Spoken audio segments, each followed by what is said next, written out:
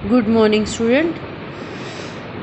हमने last topic में किया था पीपीसी, प्रोडक्शन पॉसिबिलिटी कर्व। तो आज हम कर रहे हैं उसकी प्रॉपर्टीज़। पीपीसी जो ये लास्ट किया था हमने, वो हमारे ये डायग्राम में शो हो रहा है, ठीक है। आज हम उसकी प्रॉपर्टीज़ कर रहे हैं। प्रॉपर्टीज़ होती हैं कि क्या क्या विशेषताएं हैं।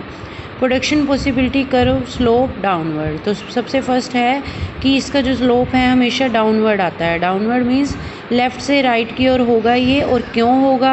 It is because in a situation of fuller utilisation of the given resources production of both the goods can not be increase.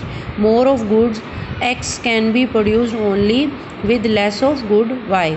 कि इसमें क्या बताया गया है कि ये किस कारण से होता है कि जब हम फुलर यूटिलाइजेशन पे मीन्स मैक्सिमम जो हमारे पास रिसोर्सेज अवेलेबल हैं उनका मैक्सिमम यूज़ करके जब भी हम प्रोडक्शन करते हैं तो हम एक चीज़ को बढ़ा सकते हैं। मतलब जो हमारे पास दो थिंग्स हैं, ठीक है, एक के प्रोडक्शन को बढ़ाने के लिए हमें क्या करना पड़ता है? दूसरे का सेक्रीफाइस करना पड़ता है, दूसरे का कम करना पड़ता है। मीन्स अगर हम ऊपर वाले डायग्राम में देखें तो अगर हम वेट का प्रोडक्शन कर रहे थे तो क्लॉथ का नहीं कर रहे थे।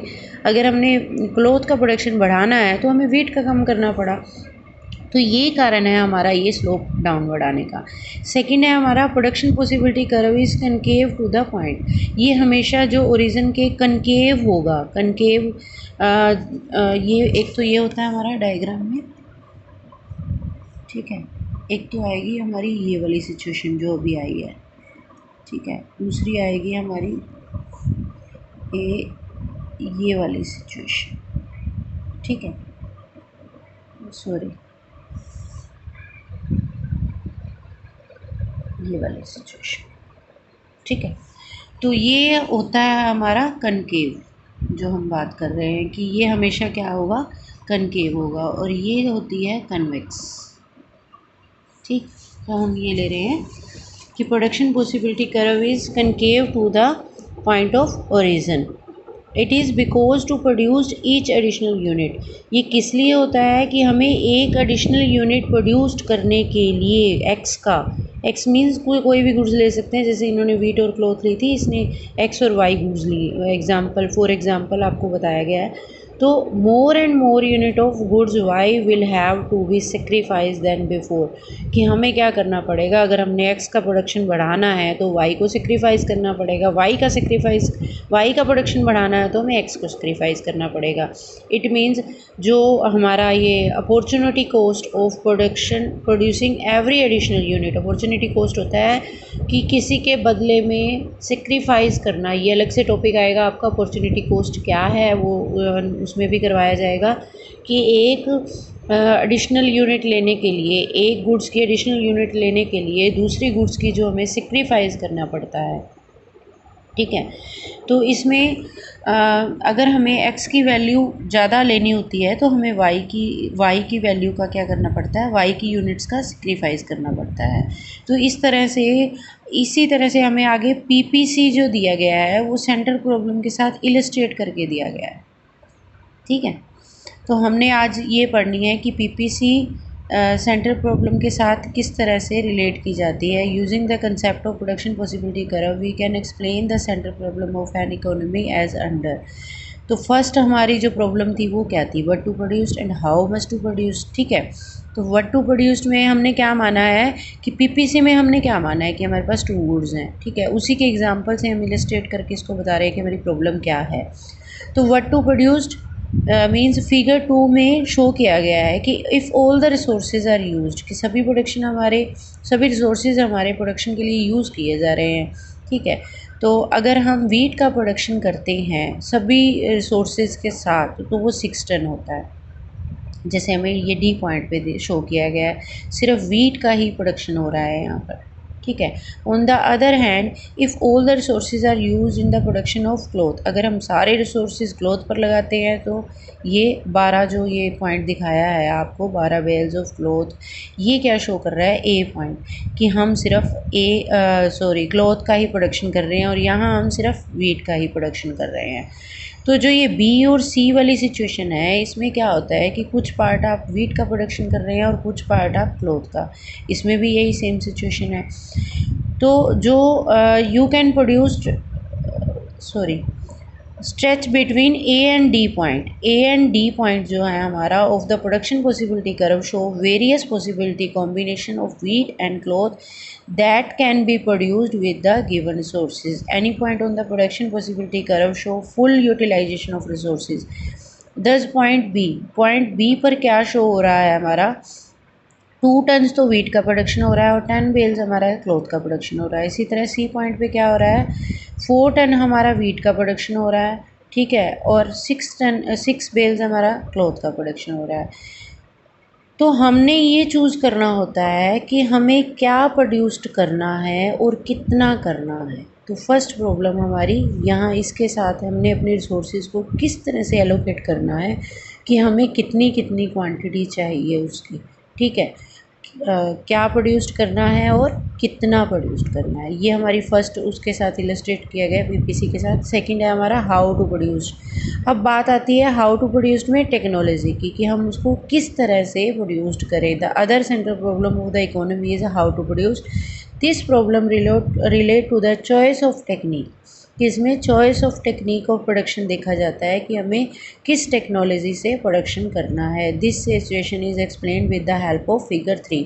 फिगर 3 में जो डायग्राम दिया गया है वो इसी प्रॉब्लम से रिलेटेड आपको दिखाया गया है। The figure show how an economy choose a technique, कि हमें किस तरह से इकोनॉमी की जो टेक्नोलॉजी है प्रोडक्शन की वो किस तरह से चूज़ करनी है। That makes optimum use of available factor, जिससे हमारे पास जो अवेलेबल फैक्टर है उसका हम मैक्सिमम यूज़ कर सके, मैक्सिमम या फिर ऑप्टिमम, ठीक है, यूज़ कर सके। As is evident point E is very much inside the production possibility curve. इसमें जो ई पॉइंट दिया गया है हमें वो पीपीसी के काफ़ी अंदर दिया गया है ना, ये वाला कर्व। तो इसको हम क्या बोलते हैं, पॉइंट को, ई पॉइंट को हमारा जो इनसाइड दिया गया है ये क्या शो करता है, it show the use of inefficient technique, कि हमारी जो टेक्निक है वो इनएफिशिएंट है, मींस अकुशल है, वो सही नहीं है,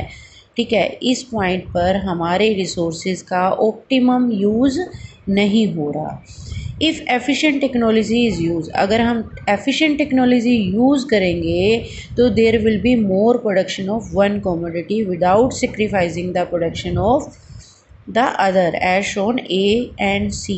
ए एंड सी में इसने क्या दिखाया है कि हमारे जो ये पॉइंट थे जो हम ऊपर लेके चल रहे थे ए बी सी डी, तो ये हमारा वो वाला पॉइंट है जहाँ हमारी टेक्निक एफिशिएंट नहीं है, लेकिन अगर हम इसको एफिशिएंट कर लेते हैं तो हमें बिना किसी थिंग का सेक्रीफाइस किए हुए हम अपना प्रोडक्शन बढ़ा सकते हैं। ए बी सी जो ये पॉइंट दिखाए गए हैं तो हम इसको इतना बढ़ा सकते हैं। Both the commodities and shown the point of be in relation two point ई। तो इसमें हमने दोनों ही कमोडिटीज़ दिखाई हैं, इसको हम किस लेवल तक बढ़ा सकते हैं, ये आगे बी पॉइंट तक इसको बढ़ाया जा सकता है। ये था हमारा हाउ टू प्रोड्यूस्ड, मींस जो भी हमारी टेक्नोलॉजी है उससे हमारे पास अवेलेबल रिसोर्सेज हैं उसका ऑप्टिमम यूज़ होना। क्लियर। नेक्स्ट है हमारा fuller utilization of resources. It is explained with the help of figure 4. Figure 4 में दिखाया गया है when goods and services are produced and shown by any point on the production possibility curve AD, it means fuller utilization.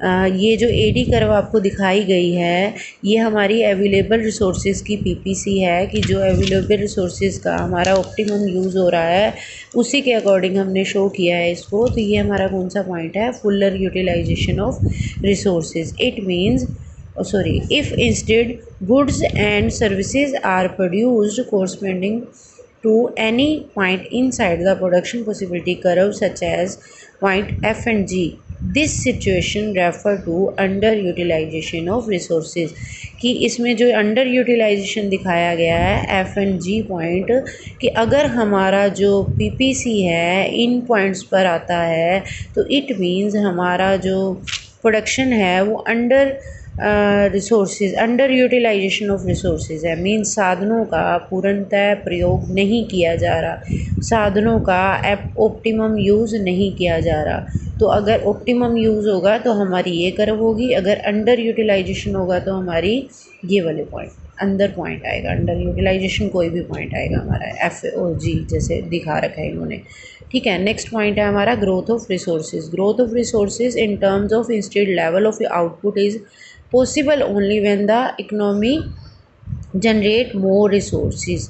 Growth of resources कब possible है? यहाँ growth of resources का meaning ये है कि रिसोर्सेज को बढ़ाया जाना, कि कोई ऐसा केस है जिसमें हम अपने रिसोर्सेज को बढ़ा सकते हैं, जनरेट कर सकते हैं मोर रिसोर्सेज, तो ये वो वाला केस है हमारा। If more resources are generated the level of production will be increase as shown by shift in production possibility curve from AD to PP. Rightward shift is the production possibility curve, show increased availability of resources.